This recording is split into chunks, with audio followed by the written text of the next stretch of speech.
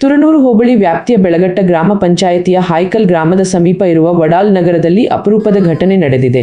ಇಲ್ಲಿನ ನಿವಾಸಿ ಮಂಜುನಾಥ ಅವರ ಕುರಿ 5 ಕಾಲುಗಳಿರುವ ಮರಿಯನ್ನು ಜನ್ಮ ನೀಡಿದ್ದು, ಈ ವಿಚಿತ್ರ ಹಾಗೂ ಅಪರೂಪದ ಘಟನೆ ಗ್ರಾಮಸ್ಥರ ಗಮನ ಸೆಳೆದಿದೆ. ಸಾಮಾನ್ಯವಾಗಿ ಕುರಿ ಮರಿಗಳು 4 ಕಾಲುಗಳೊಂದಿಗೆ ಜನ್ಮ ಪಡೆಯುತ್ತವೆ.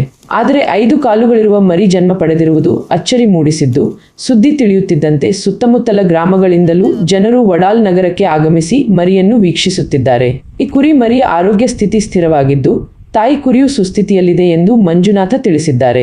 ಪಶುವೈದ್ಯರು ಸ್ಥಳಕ್ಕೆ ಭೇಟಿ ನೀಡಿ ಪರಿಶೀಲನೆ ನಡೆಸಿದ್ದು, ಇದು ಜನನಾತ್ಮಕ ವೈಶಿಷ್ಟ್ಯ ಅಥವಾ ಗರ್ಭಾವಸ್ಥೆಯ ಬೆಳವಣಿಗೆಯಲ್ಲಿ ಉಂಟಾದ ಬದಲಾವಣೆಯ ಪರಿಣಾಮವಾಗಿರಬಹುದು ಎಂದು ಅಭಿಪ್ರಾಯಪಟ್ಟಿದ್ದಾರೆ.